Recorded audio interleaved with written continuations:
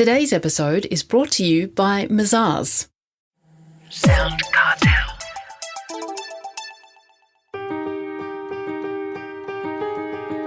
From SoundCartel, I'm Nicole Goodman, and this is Business Essentials Daily.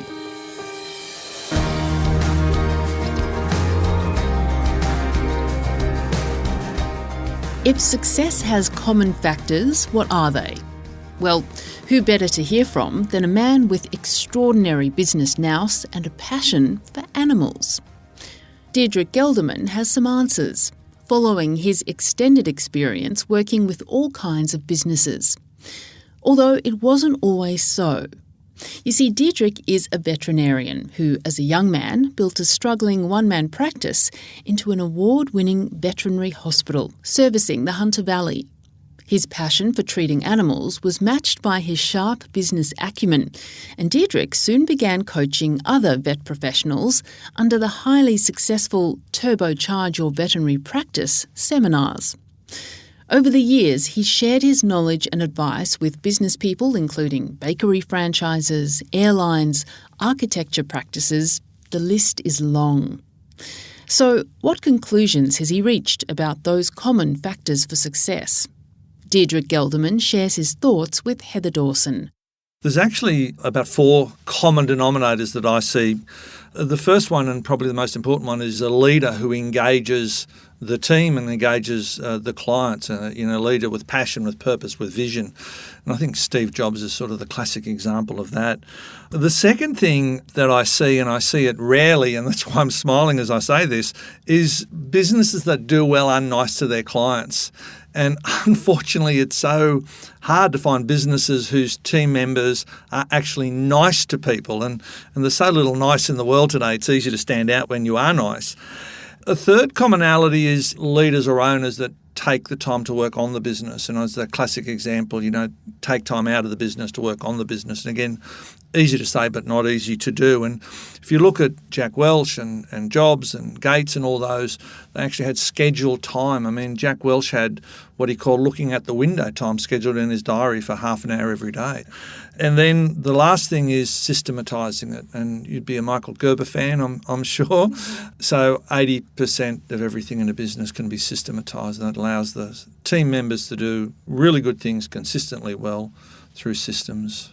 I'm surprised what you say about people not really being nice to their clients. Is that really what you found? Absolutely, yeah. And maybe I shouldn't say this, but I had a wake-up call, 25 years ago.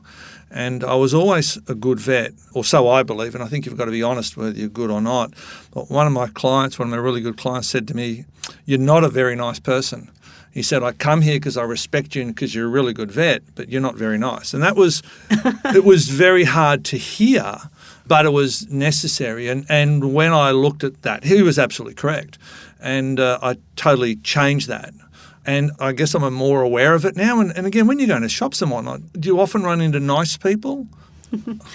Well, Diederik, you started out mentoring veterinarians, but you've also worked at, for example, Brumby's Bakeries franchise, an airline company, architectural firm, Kit McGrath Centre, just to mention a few really diverse business types. So how can you do that? Because they're all so different.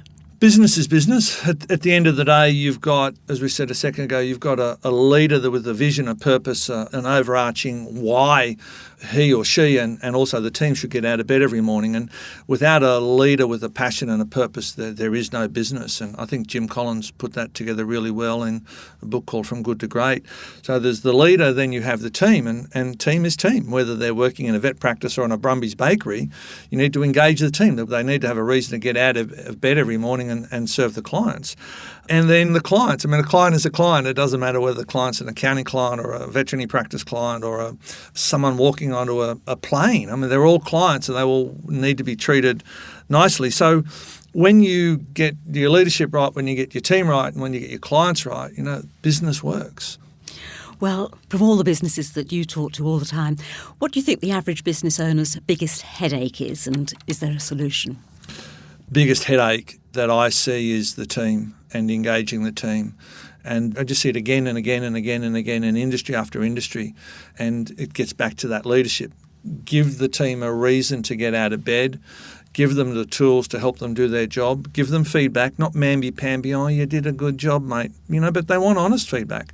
Most people want to be good at what they do, they want to enjoy coming to work, they want to help the clients, give them the tools to do it and get out of the road. And I think that's it. Now, many business owners get burnt out and disenchanted with their businesses. What can you do to avoid that? Have fun at work is a really big thing. One of the things when I work with practices, in a lot of cases, we'll put in what I call a director of fun. I don't believe fun can be left to chance. There's a practice I was working with years ago, and I walked in and they had a mood meter. So anyone at any time of the day could move the mood meter to where they felt, whether it was a good day or a bad day. And it was at a very bad day angle. And I said to the lady that did it, I said, what's the story? She says, it's my birthday and it's lunchtime and no one said anything to me. So I believe fun is really, really important to keep businesses engaged. And an owner that loves the business. And again and again and again and again, I see owners that are in the business because they feel they have to be there. I've talked to many, and I won't say I've talked them into leaving because that'd be totally untrue, but I've got them to face up to the fact that they no longer love the business. And if they don't love the business, they can't engage the team then can't engage the client, and it's a downhill slippery slope. So they need to either be re-engaged and reinvigorated, or they need to step aside and let someone else run the business or own the business. They need to sell the business and do something that they're passionate about again. Now, Diederik, you speak, present and work all over the world. Now, I'm not sure if this is going to relate to what you said earlier about being nice to clients, but do you have any views or thoughts about the level of customer service that exists in Australia and elsewhere? Yeah, so Ibis World, who run out of Melbourne here, did a survey, and I can't remember, it was back in 2012 or 13. It's reasonably contemporaneous. And the Australian client, the Australian public, is the third most demanding of customer service expectations, or has the third highest customer service expectations on the planet. And yet, in the same survey, our customer service in Australia was rated as 10. So there's a bit of a divide there. We really want really excellent customer service and we're providing it poorly. So again, I just see so often when I work with businesses that you do a little bit of customer service training, and it's not the training, the team needs to love it and engage in it and want to do it. They can't be whipped into doing it. But when you get them to love what they do and want to serve clients and help them out, the business just changes dramatically. Do most business owners have a common weakness, do you think? And if you say yes, Diederik, what would it be?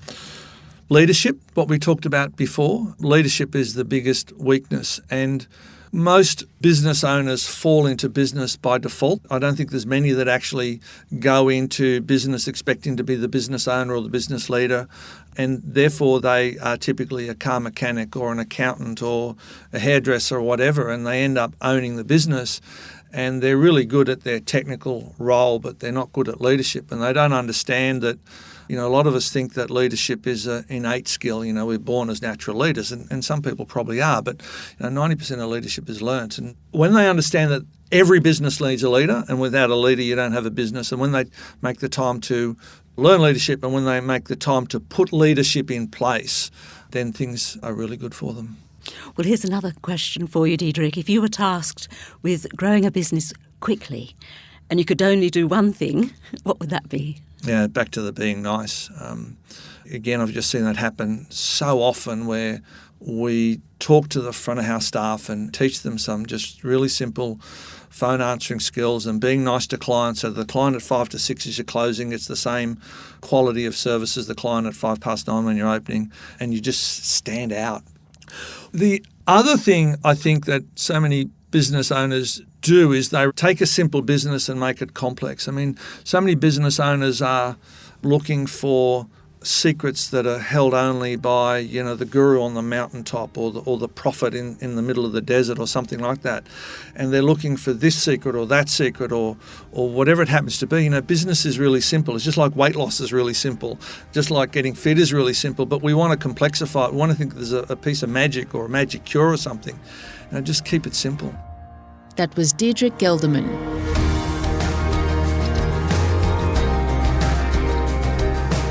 This episode of Business Essentials Daily is produced by the team at SoundCartel. Thanks for listening. I'm Nicole Goodman.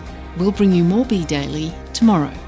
Follow @BE Daily Podcast across social media And head to bedaily.com.au for more from the Business Essentials Daily podcast.